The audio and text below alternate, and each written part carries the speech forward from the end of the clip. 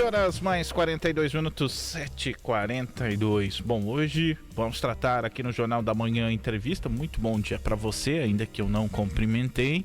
Estamos aqui também no Jornal da Manhã, hoje seguindo, né, com a ausência do Jones de Souza, seguindo aí do Jornal da Manhã também para o Jornal da Manhã entrevista.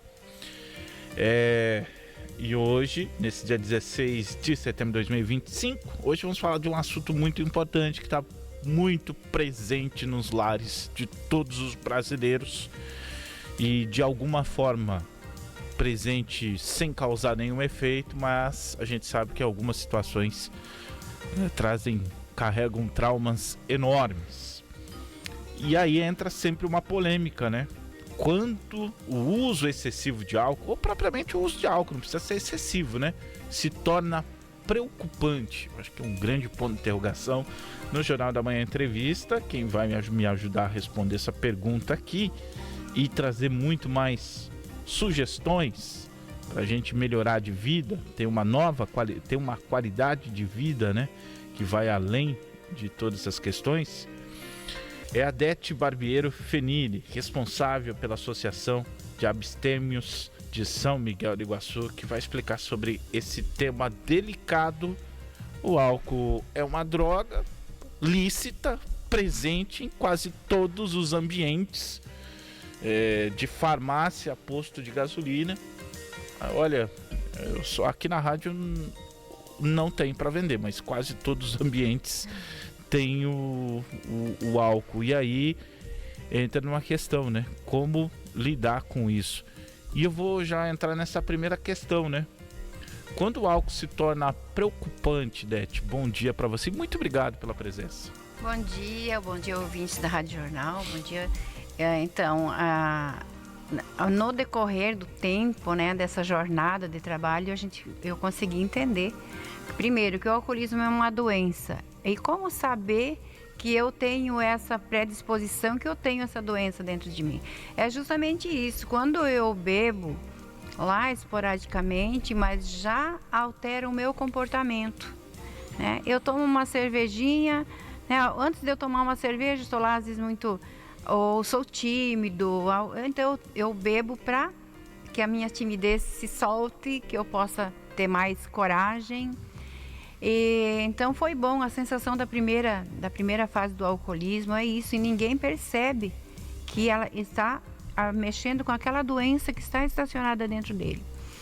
Então, saber se eu tenho o problema com o alcoolismo, eu sou um doente, é justamente isso. Ficar atento se quando eu bebo, como fica o meu comportamento? Eu fico alterado, né? Tem muitas pessoas que bebem, eles viram até uns palhaços, né? Então, tem outros que querem agredir, porque essa é muitas vezes o que eles querem fazer, mas não conseguem, e com o álcool eles buscam. Então o alcoolismo, o álcool é a primeira droga, eu sempre falo isso, que dificilmente alguém vai para outros tipos de drogas sem passar primeiro pelo álcool. E a primeira fase ela é boa, você busca aquilo que você quer. E mesmo assim, no início, você tendo essa alteração de comportamento nas primeiras doses, eu digo assim, nas primeiras festinhas, tá? Você não percebe nada ainda, tá tudo tranquilo, e a doença ela é progressiva e fatal. Então, ela vai progredindo dentro de nós sem nós percebermos isso, até chegar no estágio, muitas vezes, vegetativo. E aquela pessoa que o álcool faz parte da vida dela toda, mas de repente problemas que a gente sabe, né, as frustrações, a gente vive num mar de frustrações, né, porque lá fora se vende, rede social, tudo vende uma vida perfeita, e a gente não tem, naturalmente, a realidade é diferente, a gente gera frustrações, gera ansiedade, gera tantos outros problemas, e o álcool é um analgésico poderoso nesse sentido, só que sem saber a utilização, né, a pessoa vai começando a buscar essa fuga a todo momento. Outros vão para outras drogas e tal, mas a gente busca sempre o álcool aqui porque é o tema principal. Sim. E a pessoa já está numa certa idade e ela começou a dar aquele passo a mais. Sempre bebia socialmente, mas deu um passo a mais E isso virou regular. A gente tem uma expressão popular, afogar as mágoas, Sim. né? Nesse sentido. Queria que você comentasse como que é possível, que você falou, me chamou a atenção muito da iniciação. Mas existem pessoas que depois de adultas, de já fazer parte desse ciclo, né? Que o álcool é uma bebida social também, vale lembrar. Sim. Entram nesse contexto, né? E aí, por conta de já ter uma cabeça adulta, já bem formada, fica mais difícil ainda de entrar e ter essa admissão. Olha, o álcool é um problema para minha vida. Como contornar isso? Então, uma pergunta bem, assim, que eu sempre gosto de falar, né? O alcoolismo, como eu já disse, é uma doença e no início começa a ser bebendo normal. Eu não estou falando aqui que todas as pessoas que bebem são doentes.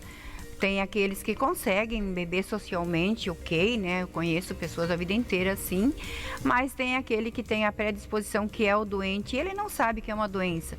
Como que ele vai saber se é? É justamente isso, quando começa lá aos poucos, no início, ninguém começa bebendo um barril de chopp, né? Tudo se começa lentamente. A doença do alcoolismo, ela é uma doença lenta, né? E progressiva e fatal, como eu já falei antes. Então, quando a pessoa ela começa a beber lentamente, ela vai aumentando as doses sem perceber, muitas vezes, porque o organismo teve a aceitação. O doente, o organismo aceita. Aquele que bebe socialmente, o organismo rejeita. Ele consegue ter uma vida inteira o controle. O doente, não.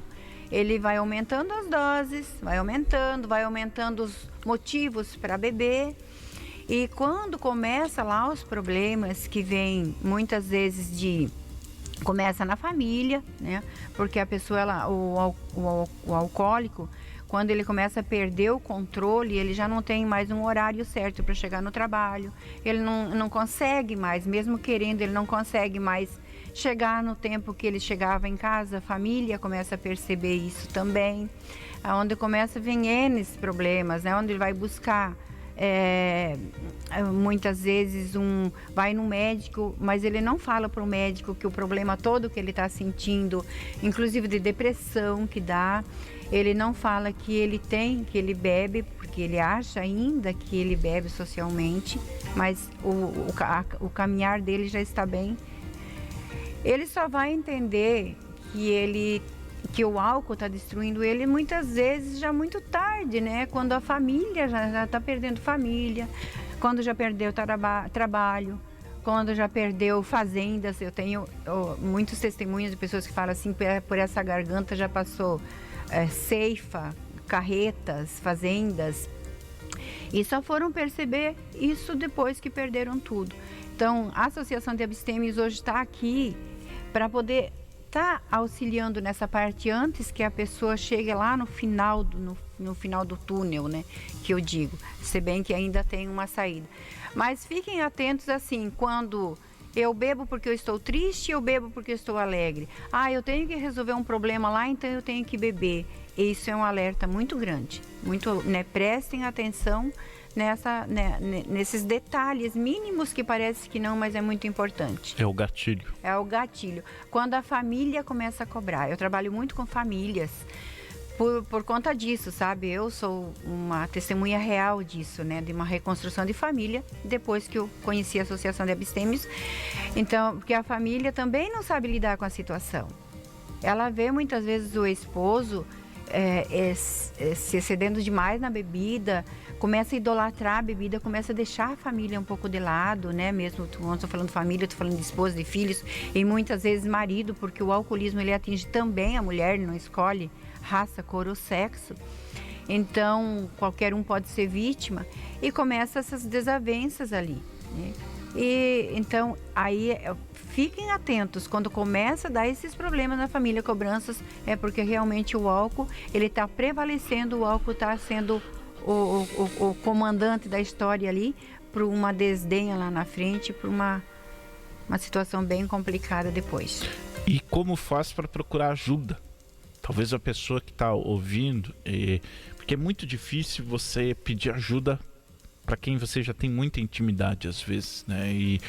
Ou muitas vezes a pessoa, pelo fato do parentesco ou da vivência, você sente vergonha ou ainda, né, não consegue, porque a intimidade parece que era para servir para quebrar essas questões, né, facilitar a comunicação, mas parece que às vezes vira um paradoxo e tem que vir alguém de fora, alguém neutro, sem ter aquela vivência ali para conseguir ajudar. Como que a pessoa faz para pedir ajuda? Então, nós da Associação de Abstêmios, nós temos as reuniões todas as sextas-feiras, às 20 horas. A gente está localizado ali no Jardim Paraguaçu, logo abaixo da Igreja Água Viva. Mas eu estou à disposição a qualquer hora, né? Eu deixo o meu contato para que possa chegar. E eu quero assim já dizer assim de antemão que não, para a família, até mesmo para aquele que está me ouvindo agora, que teve que levantar de manhã e tomar um pouquinho para firmar o pulso. Esse é um problema muito sério daquele que já está mais avançado no alcoolismo. Ele começa a ter tremores, né? De manhã, se ele não tomar a primeira dose, ele não consegue nem trabalhar, não consegue assinar, não consegue, porque então ele toma, ficou normal, parece que ficou normal, porque é um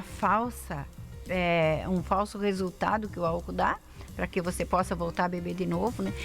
Então, que não se envergonhem de admitir que tem essa doença, né? Esse é o primeiro passo e a gente está ali. A partir do momento que a pessoa admitiu que ela é impotente perante o álcool, esse é o primeiro passo, né? O segundo passo é realmente ter o desejo de mudar de vida. Isso eu estou falando para a família também, para as esposas que estão ouvindo agora, para filhos que têm esses problemas com os pais em casa, que não se envergonhem, porque o alcoolismo é uma doença. Então, por que eu vou me envergonhar de uma doença que eu tenho? Eu preciso buscar a solução. Alcoólicos Anônimos, nós temos também em Medianeira, mas aqui eu estou falando mais assim especificamente na Associação de Abstêmios, onde eu já comecei lá em 85, já vai quase 40 anos que eu estou nessa luta. E é um propósito que eu fiz com Deus, independente da religião, de poder estar auxiliando essas pessoas, né? O doente e a família também, tá? Então, a Associação de Abstêmios está ali para esclarecer qualquer dúvida que tiver.